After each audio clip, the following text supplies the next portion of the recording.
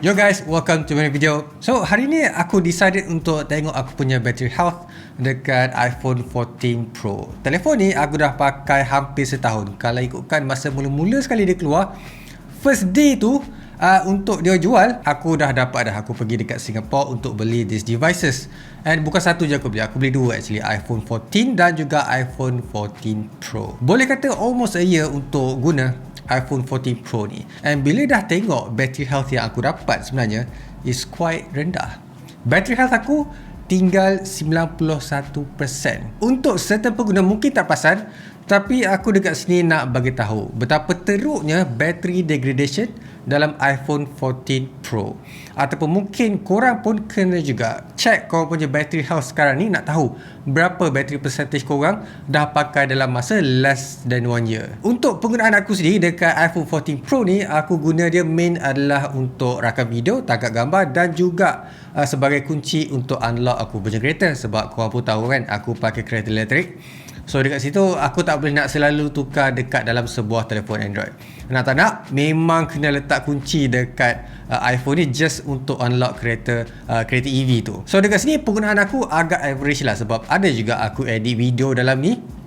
And ada certain situation juga aku guna telefon ni untuk navigation. Contohnya macam kalau bateri dalam Android phone aku dah betul-betul nak mati, and aku kena preserve battery life untuk bagi dia tahan lagi lama. Alright, apa simptom-simptom yang aku nampak bila bateri degrade macam ni?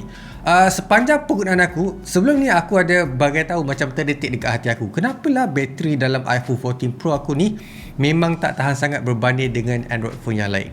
So dekat sini aku mula ragu-ragu. Tapi pada pemikiran aku juga memang dah tahu Android phone usually akan ada capacity bateri yang cukup tinggi. Yang ni hanya 3200 mAh sahaja. So dekat sini aku perasan dia agak makan bateri untuk sebuah telefon, especially daripada sebuah iPhone. Other than that, dia still charge laju tau. Dia boleh pergi sampai 21 watt dia punya wattage in terms of charging tu, sebab aku guna Ugreen.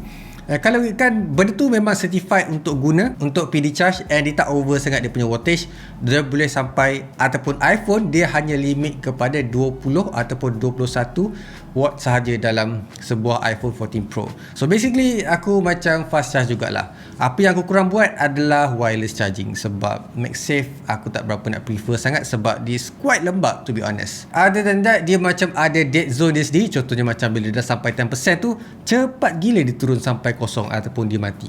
Sama juga macam 100% turun kepada 90%. Dia memang betul-betul cepat, memang betul-betul kuat makan bateri. And most of the time pun aku guna untuk scroll TikTok ataupun tweet. Contohnya macam kau nampak aku post dekat YouTube ataupun dekat Twitter, memang akan guna sebuah iPhone, sebab aku transferkan gambar dan juga link daripada sebuah MacBook. Alright, untuk confirmkan benda tu, aku kena check betul-betul dalam iPhone ni. And macam mana kita nak check? Actually tengok dia punya battery health dulu. Lepas tu kita akan pergi dekat analytics untuk tengok berapa cycle count untuk bateri yang ada dalam iPhone 14 Pro ni. Macam mana nak check? Actually mudah je. Pergi dekat setting, lepas tu pergi dekat privacy. Dekat situ kau scroll ke bawah sampai kau nampak diagnostic. So dekat situlah kau boleh nampak analytics untuk tengok kau punya current battery cycle. Tapi it's quite leceh kalau kau nak tahu. So aku harap kau boleh buat dengan cara yang betul. So dekat situ apa yang aku find out bila tengok dalam dia punya analytics punya log. Dekat sini aku baru dapat tahu yang capacity battery dia asalnya 3200 mAh.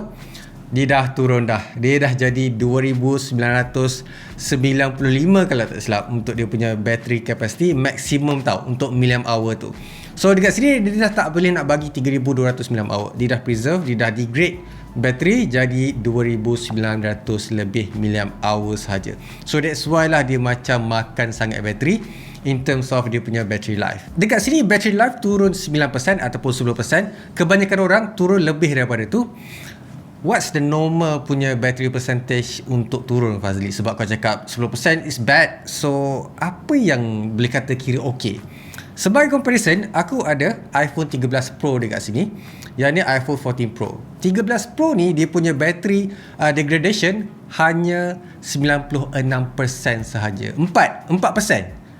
Lebih daripada setahun. Yang ni hanya less than 1 year dah turun sampai 90%.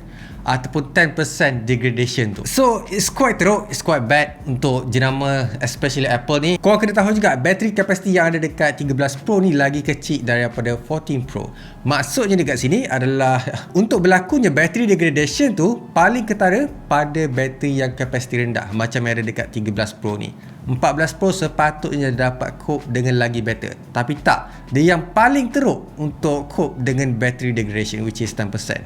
And dia punya cycle count dekat sini 317 cycle count of charge tau. So basically korang charge daripada kosong sampailah ke 100%. Tak kira korang buat sampai 50% ke 100%, and then next day 50% guna, lepas tu charge lagi 50%, dia akan sampai 100% ataupun dikira sebagai satu cycle count.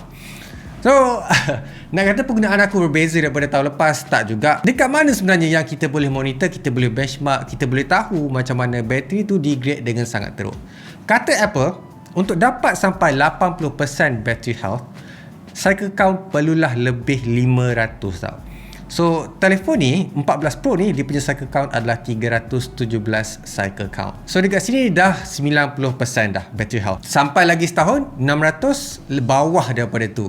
So, boleh kata untuk jangka hayat penggunaan bateri iPhone, menurut apa yang Apple bagi ni, menurut apa yang Apple dah tunjuk kesannya ni, korang kena tukar bateri 2 tahun sekali. Nampak tak? And bagi aku, benda tu sangat teruk untuk 2 tahun punya usage. Sepatutnya macam 3 ataupun 4 tahun boleh kira macam bila ada battery degradation yang agak teruk, kita boleh terima lagi sebab it's actually basically telefon yang lama.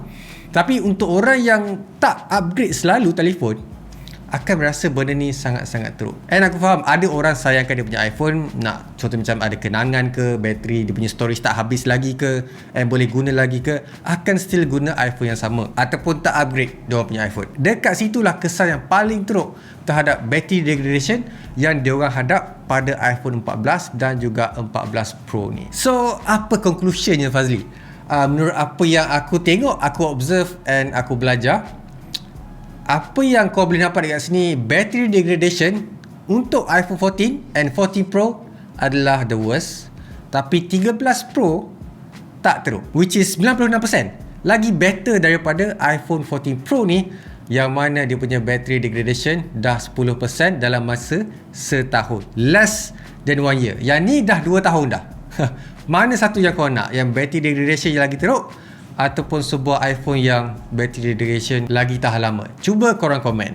Tapi apa punca dia sebenarnya yang buatkan sebuah bateri iPhone ni kesan degradation yang sangat-sangat teruk? Okay, first kita kena tahu pasal dia punya usage dulu. Kalau korang memang betul-betul banyak guna sangat iPhone ni, bateri korang akan cepat degradation. Contohnya macam kalau buat Grab ke, on selalu dan sebagainya, akan buatkan telefon tu, dia punya cycle count akan lagi crowd, and dia tak ada bypass punya feature tau. So kalau korang plug, korang charge, dia akan still kira count once korang naikkan dia punya battery percentage. Nak tak nak, memang dikira macam tu. Other than that adalah suhu. So kalau korang biasanya charge iPhone tu and pakai voltage yang sangat tinggi, lepas tu tak ada pengesahan daripada charger-charger yang kau tak kenal, so benda itulah yang akan buatkan kau punya voltage tinggi dan merosakkan kau punya motherboard ataupun kau punya dia punya chip dekat dalam tu, and bateri korang akan panas dan membuatkan battery degradation akan lagi teruk. Aku boleh tambah lagi, kita diperkenalkan dengan always on display. So bila penggunaan always on display, bateri akan cepat turun dan korang akan charge lagi banyak. So itulah yang membuatkan cycle count korang akan lagi tinggi dan penggunaan bateri juga akan tinggi juga. Lepas tu cycle count korang akan tinggi juga, battery health akan turun dengan cepat. Lepas tu Apple bakal perkenalkan standby mode untuk latest iOS 17 punya feature. Cuba bayangkan macam mana iPhone 16 nanti ataupun iPhone 15 tu akan cope dengan penggunaan bateri di masa akan datang. Lagi teruk aku rasa. Alright, apa conclusionnya dekat sini sebenarnya? Menurut apa yang aku observe and kaji dalam website untuk Apple punya devices, untuk orang yang ada 500 cycle count tapi battery degradation dia dah sampai bawah daripada 80%, sepatutnya dapat tukar bateri dengan percuma starting daripada iPhone 11. Start iPhone 11 ke atas, dia akan dikira macam tu. Tapi bila aku tengok by limited warranty, battery degradation adalah satu benda yang orang kata ditanggung oleh consumer sendiri, bukan by warranty Apple. So dekat sini agak grey issue dekat situ, ataupun grey punya agreement dekat situ, which is aku tak pasti sama ada kita ni dapat claim ke tak warranty untuk tukar battery degradation yang sangat teruk.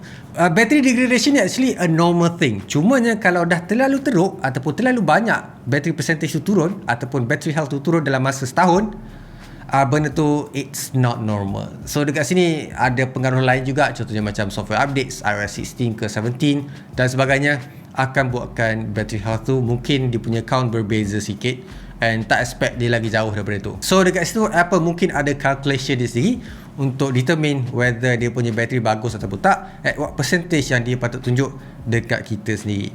So far aku harap yelah benda ni tak akan ada isu dekat iPhone 15. Tapi dekat sini kita tahu iPhone 14 dia orang ada isu battery health yang sangat teruk, dia punya battery degradation. Macam biasa guys, leave a like, subscribe, so keep smiling, and I'll see you guys on my next video. Bye. Kau bayang kan, nak tukar bateri iPhone 14 Pro ni harga dia adalah RM800. Yes, RM800. It's not cheap. And sebelum ni harga dia tak silap aku dalam 100.5. Start dengan iPhone 6 macam tu kan, iPhone 14 sampai RM800. Jauh beza tau. Bye.